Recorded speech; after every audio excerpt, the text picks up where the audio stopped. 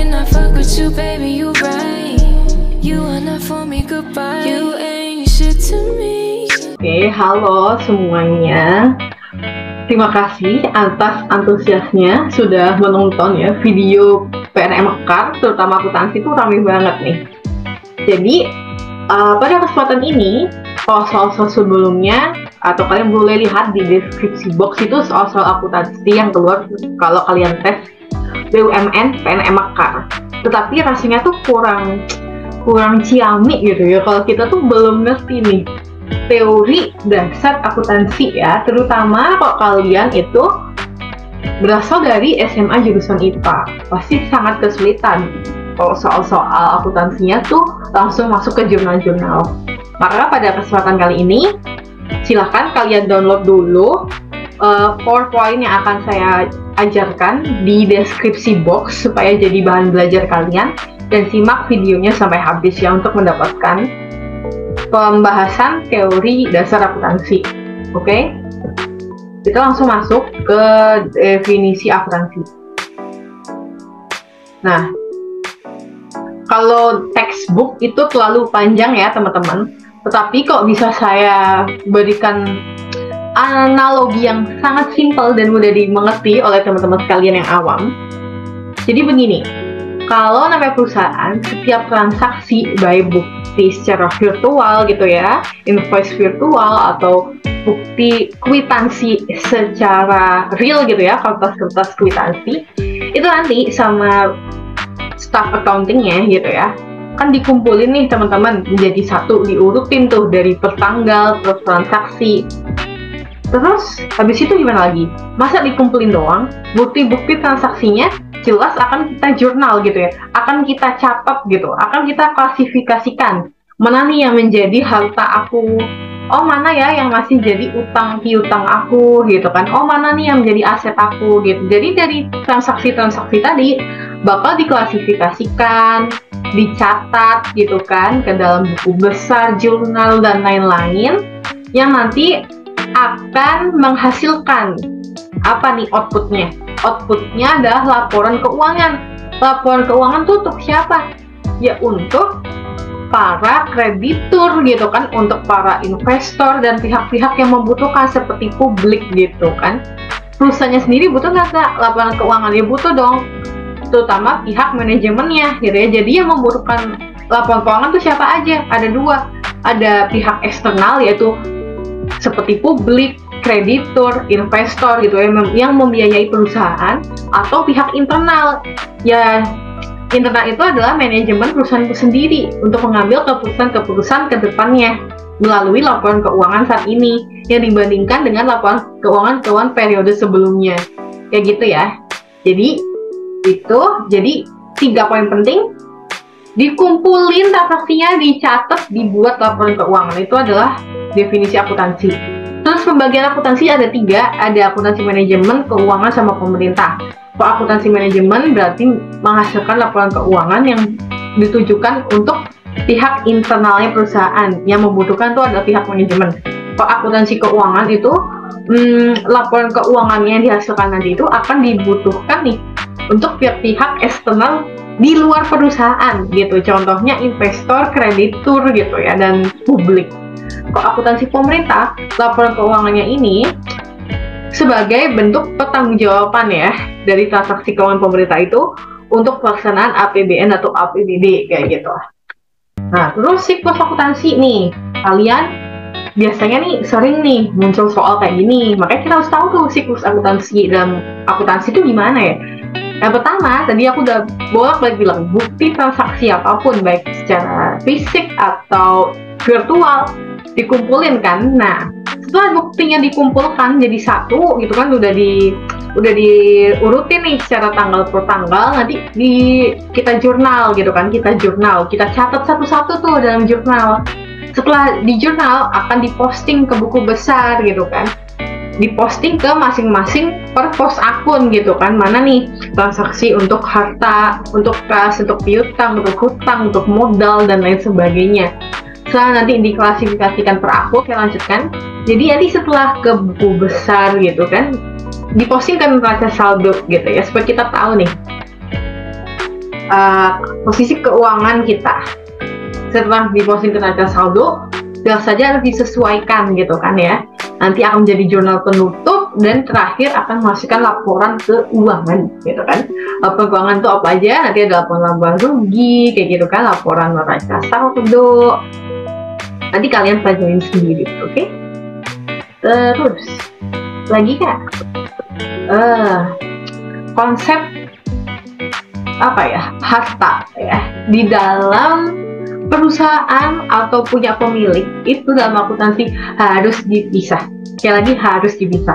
Biasanya ya kalau kalian perhatiin orang-orang pedagang gitu kan ya, atau ya pedagang-pedagang warung dan lain sebagainya, itu pembukuannya pasti aku yakin keuangan sendiri dengan warung itu nggak dipisah gitu loh, ngerti nggak maksudnya? Jadi ya kalau misal dia mau pulaan ya udah pakai uang pemilik gitu, bukan uang dari usahanya. Nah itu yang tidak dibenarkan akuntansi. Akuntansi maunya uang pemilik ya uang pemilik, jangan diganggu-gugat. Uang perusahaan ya uang perusahaan gitu ya guys ya. Terus ini konsep entitas untuk supaya kalian lebih tergambar. Di sini Eliza punya uang 10 juta, oke? Salon Eliza ini juga punya kas nih, salonnya dia juga tuh punya kas sebesar 10 juta. Nah, terus si Eliza suatu saat kayak gitu ya, anggaplah dia tuh pengen ngambil duit dari salon Eliza kayak gitu ya. Jadi si Eliza ini kekurangan uang kayak gitu, terus dia ambil uang dari usaha sendiri gitu, minjem lah 10 juta. Nanti pencatatannya tuh juga beda gitu ya. Jadi nanti Elizanya tuh hartanya 10 juta, nanti di salon Eliza itu kepentingan pemilik atau kita klasifikasikan ke judulnya tuh price sebelum 10 juta. Jadi antara harta 10 juta sama dengan kepentingan pemilik 10 juta kayak gitu. Atau nanti ini konsep entitas yang kedua, dimana tadi kan udah ya sudah jelas ya, nanti hartanya 10 juta kepentingan pemilik 10 juta. Dan nanti suatu saat salon Eliza ini meminjam uang kepada kreditur sebesar 1 juta. Nah otomatis modal dalam perusahaan salon Eliza itu bertambah ya, dari awal 10 nanti bertambah dari utangan sebesar 1 juta. 1 juta ditambah 10 juta maka harus seimbang hasilnya dengan harta ya sebesar 11 juta. Terus apa lagi nih? Nah tadi sudah tergambar ya, jadi harus terpisah nih teman-teman antara pengusahanya dengan usahanya. Sekarang kita langsung masuk ke contoh transaksi dan bagaimana cara penjurnalannya.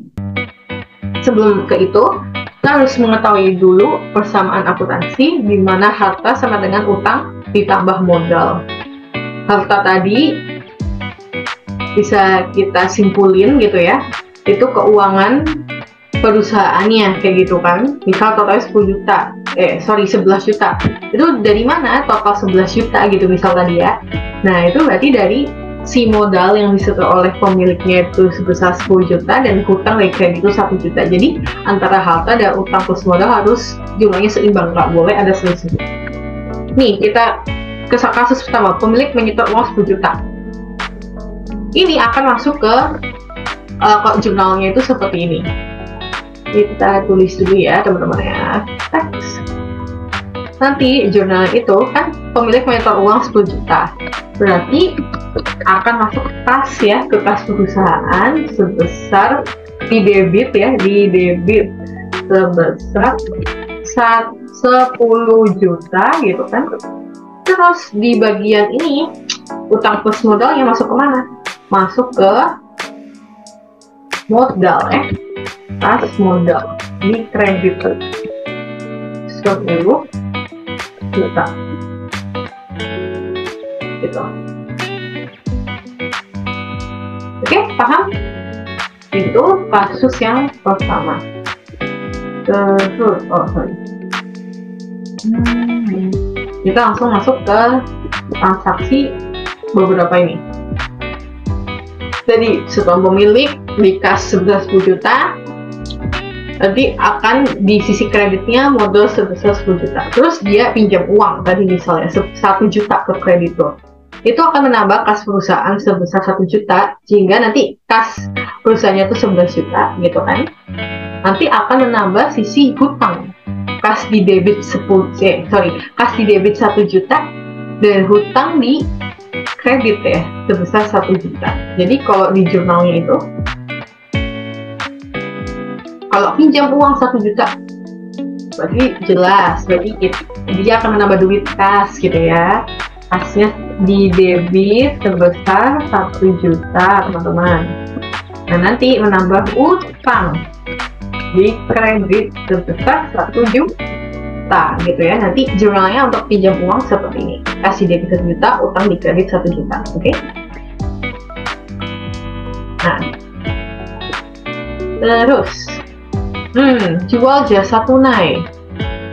Jual jasa tunai sebesar 600.000 gitu ya. Gimana itu teman-teman? Gampang ya. Kok jual jasa tunai? Kok tunai itu otomatis langsung masuk ke kas ya kan? Kan duitnya langsung masuk dong ke dompet ya. Pas di debit sebesar berapa? 600.000 gitu ya. Nah, untuk di bagian sisi kreditnya itu adalah pendapatan. Pendapatan di kredit ya sebesar 600.000 gitu teman-teman ya. Oke, kita apalagi nih, jual jasa kredit. Nah kok tadi tunai sekarang kredit, berarti nggak masuk ke kas ya teman-teman, tapi masuk ke piutang. Piutang ke pendapatan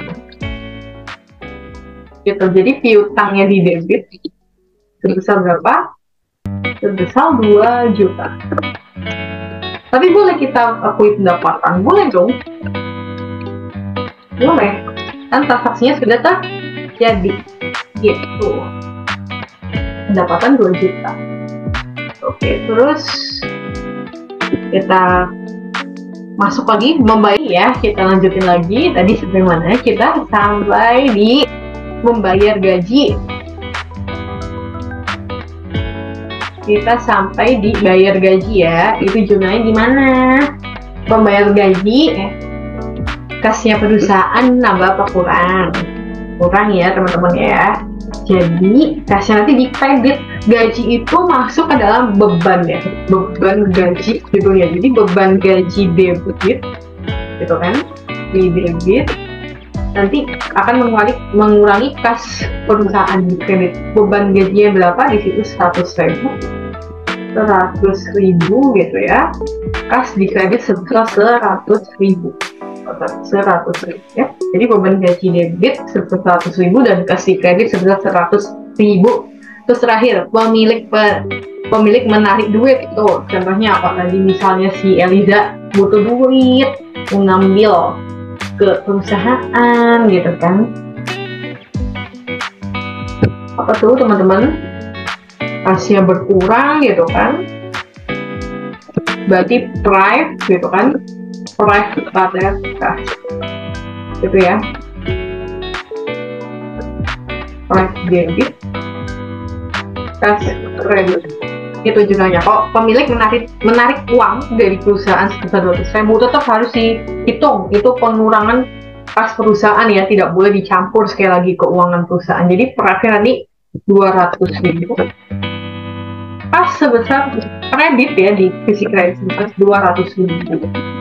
Oke, jadi nanti kalau dijumlah itu tadi semua harus dijumlah, totalnya 11.300.000 ditambah 2 juta menjadi 13.300.000. Sebelah kanan pun sisi hutang plus modal harus kita jumlah seimbang ya, 13.300.000. Jadi antara sisi kiri dan kanan itu harus seimbang. Antara sisi debit kredit harus seimbang gitu teman-teman. Oke, kita lanjut lagi sedikit lagi ya, sedikit. Jadi yang dapat disimpulkan persamaan akuntansi, aktiva sama dengan hutang plus modal gitu ya.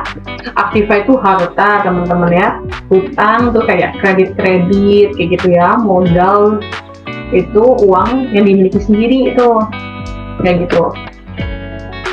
Nih yang dijelasin nanti ya, unsur-unsur sama akuntansi. Aktiva sama dengan hutang plus modal. Aktiva itu contohnya kayak kas kayak piutang gitu kan, kayak gedung itu masuk ke harta, kayak kendaraan, peralatan ya, hutang, kewajiban yang menjadi beban perusahaan, contohnya hutang pembelian kredit, hutang bank kayak gitu ya. Kok modal, hak atau klaim pemilik atas aktiva perusahaan gitu ya, setoran modal oleh pemilik kayak gitu. Ini nggak usah kita bahas, lanjut aja.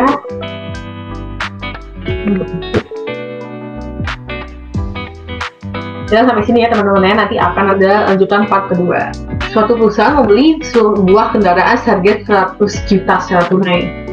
Tuh, apa pengaruhnya ke jurnal gitu kan?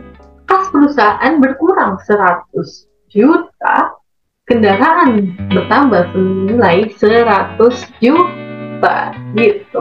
Jadi nanti kendaraan di debit sebesar 100 juta, kas berkurang di kredit ya sebesar 100 juta. Kalau ditulisin nanti akan menjadi gini persamaannya. Persamaannya nanti kendaraan ya, kendaraan sisi debit 100 juta, kas berkurang di sisi kredit ya sebesar 100 juta. Oke, sekian aja pembahasannya. Jangan lupa sekali lagi di download PPT-nya dan nantikan video part kedua.